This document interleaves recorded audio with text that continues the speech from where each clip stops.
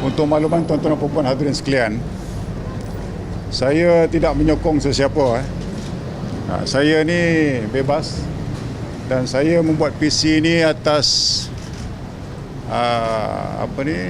NGO saya punya nama, iaitu MCCC, Malaysian Community Crime Care. Kerana kebelakangan ini saya lihatkan banyak perkara-perkara yang dikeluarkan melalui media, terutama sekali dalam kes Adlan Tuya, fakta-fakta kadang-kala termasuk fiction, bukan fakta sebenar. Jadi saya terpanggil untuk memberi penerangan supaya masyarakat faham tentang siasatan yang dilakukan. Bukan saya yang menyiasat kes ini, tetapi pada masa itu saya adalah Ketua Polis Negara dan saya memantau siasatan yang dijalankan oleh pegawai-pegawai bawahan saya. Siasatan kes ini bermula daripada laporan orang hilang. Laporan orang hilang. Di mana kita menerima laporan yang menyatakan bahawa seorang wanita Mongolia bernama Adlan Tuya telah missing ataupun hilang. Di atas itu saya telah meminta pihak polis untuk membuka siasatan orang hilang dan saya telah memberitahu pada Ketua Siasatan Jenayah bahawa siasatan perlu dijalankan dengan teliti. Memandangkan ini pelancong, pada mula saya ingat ini pelancong. Apabila pelancong hilang pelancong asing hilang dalam negeri kita, kalau tidak dijumpai, kita berasa malu. Dan berkemungkinan juga orang yang hilang ini tadi boleh menjadi sebahagian daripada mangsa jenayah. Oleh sebab itu saya telah mengarahkan pengarah Jabatan Siasatan Jenayah untuk meneliti dan memantau siasatan tersebut dengan teliti. Selepas siasatan itu dijalankan, saya juga dapat tahu dan telah dimaklumkan bahawa sebelum dia menghilangkan diri, Adlan Tuya telah membuat laporan polis di Balai Polis Brickfield. Laporan polis itu menyebut bahawa dia telah diharas dan diugut oleh seseorang. Kerana dia datang ke sini untuk menuntut, minta wang. Tetapi akibat daripada rakan lelaki dia. Tetapi dia telah diugut dan telah diharas. Dan jika berlaku apa-apa pada diri dia, orang inilah yang bertanggungjawab.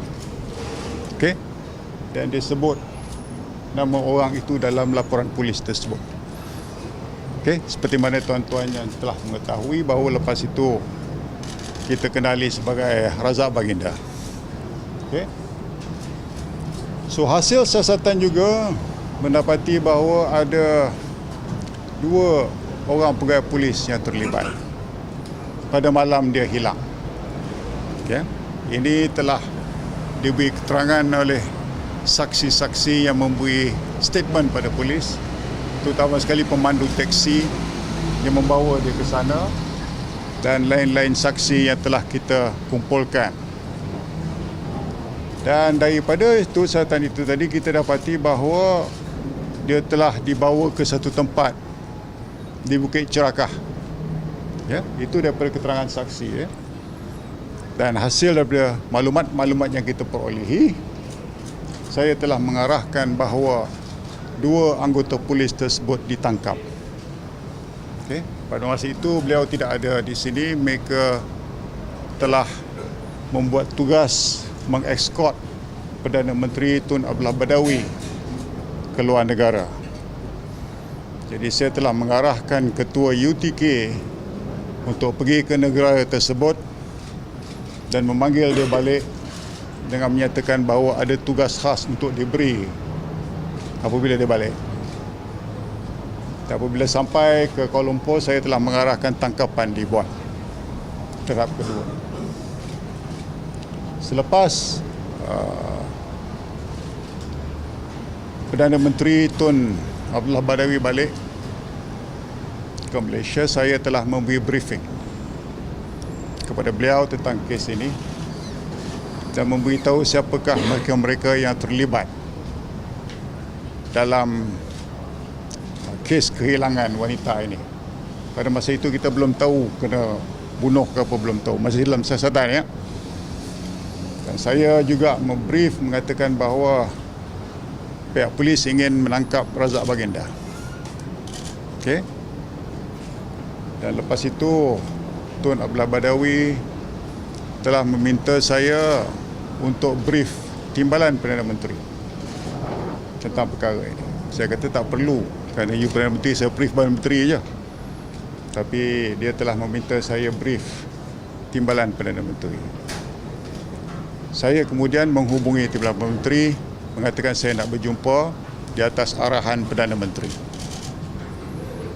Apabila saya berjumpa beliau, saya telah memberitahu bahawa saya ingin menangkap Razak Baginda kerana penglibatan dengan kes orang yang hilang. Ya. Dan Timbalan Perdana Menteri pada masa itu menyatakan bahawa do your job. Maknanya disuruh saya tangkap lah. Okey. So siasatan itu tadi telah berjalan sehinggalah kita mendapat maklumat-maklumat tertentu di mana akhirnya kita dapat tahu bahawa mangsa ini telah dibunuh, kemudian badannya telah diletupkan, okey, dan lepas itu mereka bertiga ini tadi telah dituduh di mahkamah di atas kesalahan yang dilakukan kerana membunuh. Dan Razak Baginda dituduh kerana abetting ataupun menjadi rakan sejenayah berkaitan dengan perlakuan jenayah yang telah dilakukan. Ya. Siasatan juga menunjukkan bahawa memang ada hubungan antara dua anggota polis ini tadi dengan Razak Baginda, sejauh SMS. Dan ini telah digunakan sebagai keterangan di mahkamah. Ya, itu dia.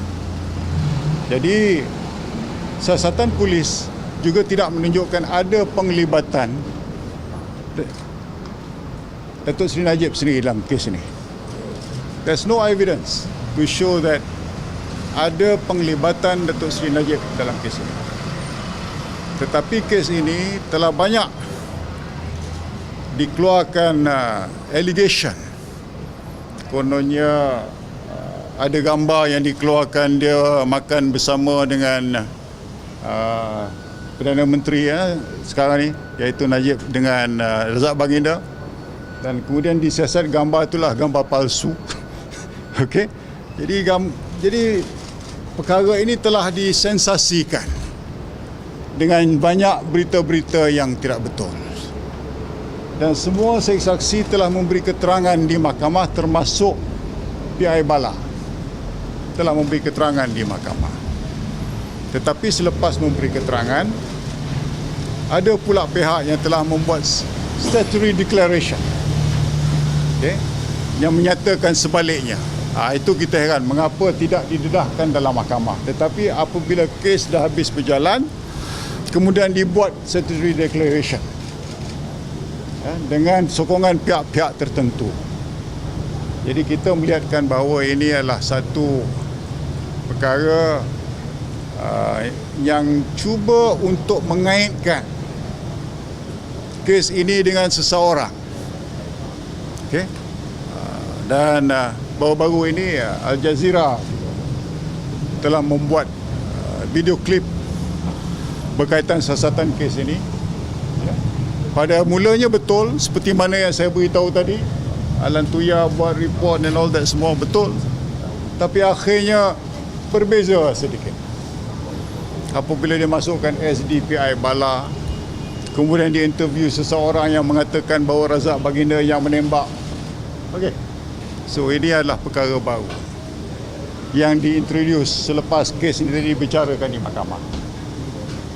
Jadi dalam perkara ini, siapa-siapa yang mempunyai maklumat tertentu ataupun petunjuk-petunjuk tertentu yang boleh menunjukkan bahawa ada orang lain yang terlibat dalam kes pembunuhan ini dan kemudiannya boleh dijadikan keterangan, harap buat report pada pihak polis, so that polis boleh menyiasat sama ada allegation atau tuduhan yang dibuat tadi benar ataupun tidak.